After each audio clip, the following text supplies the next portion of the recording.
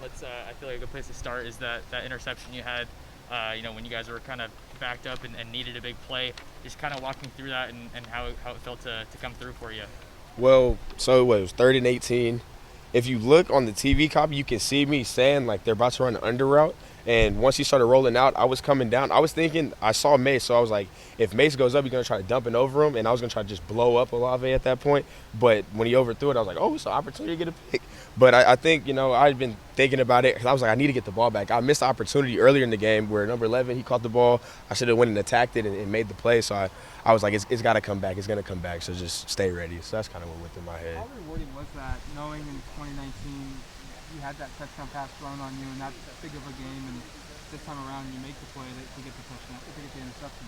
Everything comes back around full circle. I mean, one play didn't define me, and I knew that opportunity's going to come again and just, make the play, especially with experience and just having poise. We've always talked about on defense having poise throughout no matter what happens, good, bad, ugly, just staying poised. So just, able to do that in a big game like that I definitely loved it. So the quarterback of the secondary, how do you evaluate your numbers where numerically it's not very good looking, but because of the way you guys played and didn't allow a pass over the top, it's actually, you probably did what you wanted to do, but 484 is not what you were looking for either.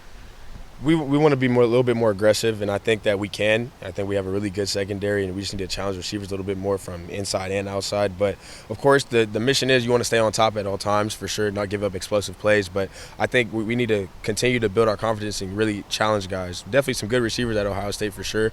But, I feel like we've seen probably some of the better ones in the country, so we should be able to build off that because we can play with anybody, and I feel like we showed that. So just that's probably going to be the biggest thing. Coach Arruda used the dime package this past weekend, I think for the first time. Can you just describe what's different between this year and last year with Avalos is running? Because a lot of the personnel is similar, but like Addison was back there. The corner combination was a little different than what Andy was doing. I mean, honestly, that one's kind of more of a coaching thing, just what they want to put on the field and who they feel fits certain positions. Because you see a lot of guys change around. You see Jamal Hill, see Michael, Dante. So it's just kind of a week-by-week thing. So that's probably the biggest thing. Was the way DJ James played, having not been with the team all that long, and just the way he excelled in that game, being one of the defensive players, did that take anybody by surprise, or was that just who he is at this point? That's just who he is. I mean, he's been ready for the moment, and he was back on that field, and he was ready to go. Like I said, I told the DBs before the game, we play with no fear, no matter who it is, and that's what we went out and did. So it wasn't a surprise. What is it that he does so well, though, that allows him to excel? Because I know it's not always man, but he's locked up with some of the best players in the country, and it seemed like he held his own really at a high level. DJ has really good feet. That's probably the biggest, and then he's becoming smarter and smarter every day. Just, over time, being here for this is his 3rd year, so he's locked in and ready to go just mentally. I feel like that's probably the biggest step. When you have some of those younger guys in there at Will, Keith, and Jabril, do you find yourself talking them through situations, or are they just sort of where they need to be from that standpoint?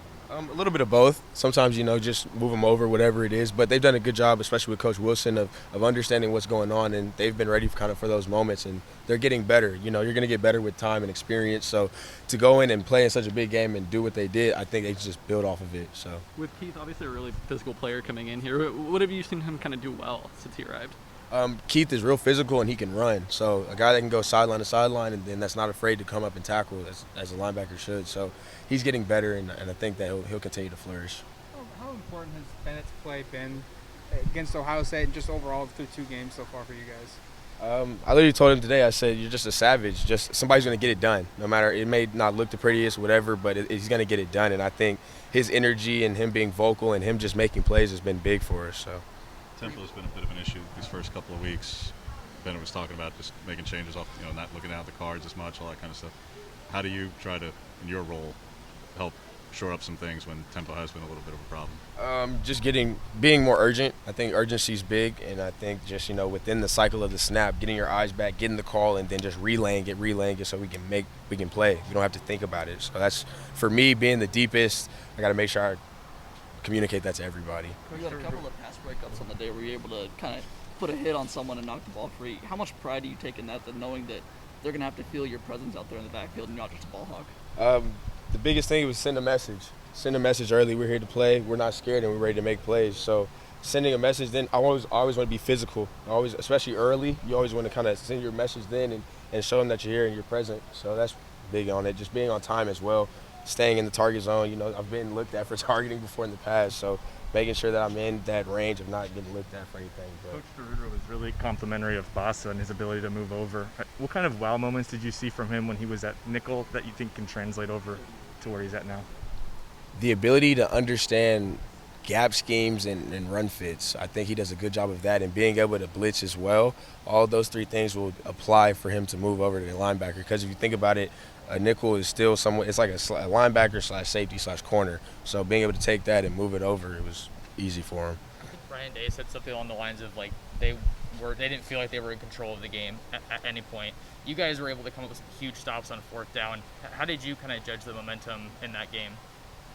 Well, we played 4 quarters of football. I feel like that's what it comes down to, and we did that in all phases, from special teams, offense, defense, and sudden change happens in games, momentum. We just knew keep the momentum. Even if we got stopped on whatever, it's third down, we get stopped, punt. It's like, fine, we just go back out there and playing together. So those are probably all the big parts of just momentum changes and everything.